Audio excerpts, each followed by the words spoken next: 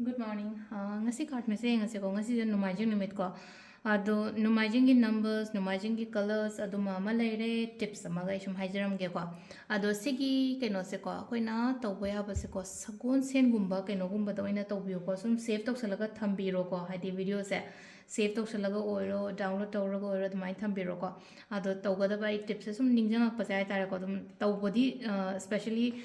Thursday and kainogumba tawbana phai ko hadi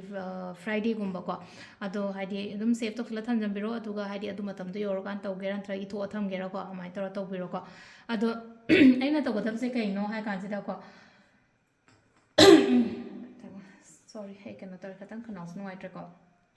ꯐꯤ ꯑꯉꯥꯡꯕꯁꯦꯀꯣ ꯍꯥꯏꯗꯤ ꯁꯤꯁꯦ ꯄꯩꯁꯥ ꯇꯨꯡꯅꯕꯒꯤ ꯔꯦꯃꯤꯗꯤꯁꯅꯤꯀꯣ ꯁꯤꯁꯤꯅ ꯐꯤ ꯑꯉꯥꯡꯕ ꯑꯃ ꯂꯧꯔꯦꯅ ꯈꯜꯂꯁꯦꯀꯣ ꯍꯥꯏꯗꯤ ꯏꯟꯆꯤ ꯑꯅꯤ ꯑꯅꯤꯒꯤꯅ ꯍꯥꯏꯔꯁꯤꯅꯦꯀꯣ ꯉꯁꯥꯏꯒꯤ ꯀꯩꯅꯣꯁꯦ ꯑꯩꯒꯤ ꯐꯤꯁꯦꯀꯣ ꯐꯤ ꯃꯀꯛꯁꯦꯀꯣ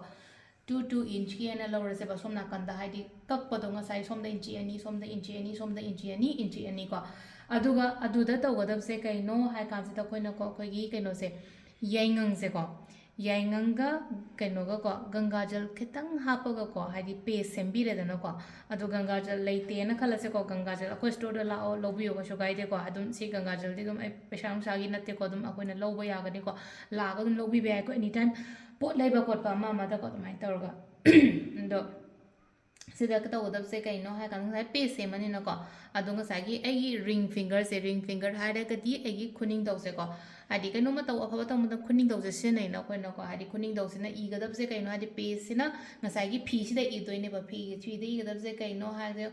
ओम श्रीम नमः हाइनको श्रीम से हाइदी कइनोनिको लक्ष्मी मंत्रनिको हाइदी अइना से पैसा तुंगनबान हाइदोको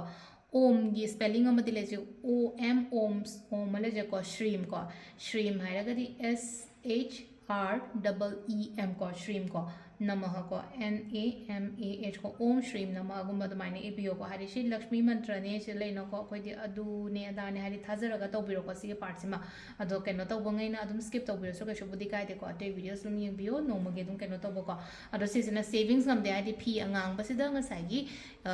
खोगी मचुगी पेस अमा सेमगा ओम श्रीम नमः जे इबिबा हाइतारको सिमा तौबिबा यारेको अदुगा अहमद अखोई कार्ड मेसेज येंगसे अदुगा टाइमिंग अफबसे येंसेको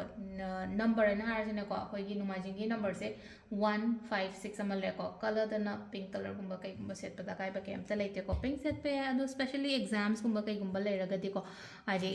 हंगपान नत्रगा ऑरेंज मचु गुंबा कई गुंबा दमाइना सेट पिरोको चिनी अंगांग गुंबा कई गुंबा खतंग कंज्यूम तौबियोको चाबा थकपदबु ओइरो चाक थोंबदबु खितंग हापकेरको तोंगाना चाबा तले हाजु खितंग ममिंगन अदुमाइ तरो खापचन गिबिदो अदुमा लेरको अहमद कार्ड मेसेज येंगसे टाइमिंग अफबसु मथंग मथंग मथंग अदुमाइ तरोगा येंगमिनरसेको कार्ड से नुक्तिगी खनबा अदुमाइना को card number 1 card number 2 then card number 3 ko ahanba anishuba ahumsuba ko ahanba khanba yengase ko ahanba khanba ngai yena kari message no first khanba ngai se the sun and like the sun it's a very positive card ko yam positive oiba card ni ko hari ngasi aina chatluba tawruba thabak ta mai pak pa haitar ko chances se yam high oina lebdo exam thagata angang ai ga haraga de ngasi se daw ya kani ko ahamba gi se ko सिसिना अखोगी को के हाइनी अहांबा को number 1 खनबा गी ओइन और को number 2 को number 2 गी ना सिलेंसे खुदोंग चाबा गुंबा कई गुंबा इंगोंदा खरा लापा ओइरी को ngasi से all of sudden खंगौदबीदा को खंगौदबीदा तक लाउना इना सुंगन खलुदबा पोट गुंबा कई गुंबा हेक चंगापा हाइदी ngasi ngasi से वीडियोस येंगे ना खलसेबा ngale काउथोक्रानेबा ai ngasi वीडियोस येंगे तो दुगा होरेन नुंदिन नुंदा गुंबा इंगोंदा किनोमा फलांग चांग पदबा निंजंगोबा तो ngasi आइना सुम हाई गिबा खोट गिबा ngasi गी एनर्जी से ना हाइरागा दिको ꯑꯩꯉꯣꯟꯗ ꯈꯨꯗꯣꯡꯆꯥꯕꯒꯨꯝꯕ ꯃꯤꯒꯤ ꯃꯤꯅ ꯃꯇꯦꯡꯒꯨꯝꯕ ꯀꯩꯒꯨꯝꯕ ꯇꯧꯔꯛꯄ ꯈꯣꯠꯂꯛꯄ ꯑꯗꯨꯃꯥꯏꯅ ꯇꯧꯔꯒꯀꯣ ꯑꯍꯨꯝꯁꯨꯕꯁꯤꯅ 10 of cups ꯂꯥꯛꯑꯦꯀꯣ 10 of cups ꯍꯥꯏꯗꯤ ꯈꯤꯇꯪ ꯔꯣꯃꯥꯟꯇꯤꯛ ꯑꯣꯏꯕ ꯀꯥꯔꯠꯀꯤ ꯇꯥꯏꯞꯇ ꯇꯧꯔꯦꯀꯣ ꯍꯥꯏꯗꯤ ꯍꯁꯕꯦꯟ ꯋꯥꯏꯐ ꯑꯉꯥꯡ ꯅꯨꯕꯤ ꯀꯔꯤ ꯀꯔꯥ ꯂꯩꯀꯣ ꯏꯃꯨꯡ ꯃꯅꯨꯡ ꯅꯨꯡꯁꯤꯅꯅ ꯂꯩꯃꯤꯟꯅꯕ ꯑꯉꯥꯡ ꯅꯨꯕꯤ ꯀꯩꯀꯥ ꯄꯨꯂꯞ ꯍꯥꯏꯗꯤ ꯍꯦꯞꯄꯤ ꯐꯦꯃꯤꯂꯤ ꯀꯥꯔड्सꯀꯨꯝꯕ ꯂꯥꯛꯑꯦꯀꯣ ꯄꯩꯁꯥ ꯅꯨꯡꯁꯥꯒꯤ ꯑꯣꯏꯅꯁꯨ ꯐꯩꯀꯣ ꯁꯤꯁꯤꯅ ꯑꯩꯈꯣꯏꯒꯤ ꯀꯥꯔꯠꯀꯤ ꯃꯦꯁꯦꯖ ꯂꯩꯔꯦꯀꯣ ꯇꯥꯏꯃꯤꯡ ꯍꯥꯏꯅ ꯍꯥꯏꯔꯁꯦꯀꯣ ꯇꯥꯏꯃꯤꯡꯁꯤꯅ ꯑꯌꯨꯛꯀꯤ ꯄꯨꯡ 3ꯒ ꯃꯤꯅꯤꯠ 8ꯇꯒꯤꯅ 13ꯒ ꯃꯤꯅꯤꯠ 35 ꯐꯥꯎ ꯂꯩꯔꯦꯀꯣ ꯑꯗꯒꯤ ꯑꯃꯨꯛ 12ꯒ ꯃꯤꯅꯤꯠ 38ꯇꯒꯤꯅ 2ꯒ ꯃꯤꯅꯤꯠ 90 ꯐꯥꯎ ꯂꯩꯔꯦ ꯑꯗꯒꯤ 3ꯒ ꯃꯤꯅꯤꯠ 5ꯗꯒꯤꯅ 7ꯒ ꯃꯤꯅꯤꯠ 58 ꯐꯥꯎ ꯂꯩꯔꯦꯀꯣ ꯑꯗꯨꯒ ꯑꯃꯅ 12ꯒ ꯃꯤꯅꯤꯠ 52ꯗꯒꯤꯅ ꯄꯨꯡ 1ꯒ ꯃꯤꯅꯤꯠ 50 ꯐꯥꯎ ꯂꯩꯔꯦꯀꯣ ꯑꯗꯨꯒ ꯅꯣꯡꯉꯥꯜꯂꯝꯗꯥꯏꯒꯤꯅ 3ꯒ ꯃꯤꯅꯤꯠ 8ꯗꯒꯤꯅ 4ꯒ ꯃꯤꯅꯤꯠ 25 ꯐꯥꯎ ꯂꯩꯔꯦꯀꯣ ꯁꯤꯁꯤꯅ ꯑꯩꯈꯣꯏꯒꯤ ꯉꯁꯤꯒꯤ ꯑꯣꯏꯅ ꯐꯕ टाइमिंग को अदो ngसाई संडे निना हादि नुमित्ता कइदा इसिंग कटपीबा खोटपीबा अदुम्बा मयामसु तौबिरो को अदुगा आइना ngसाई ममांगदा हाइजगिबदो ꯀꯩꯅꯣ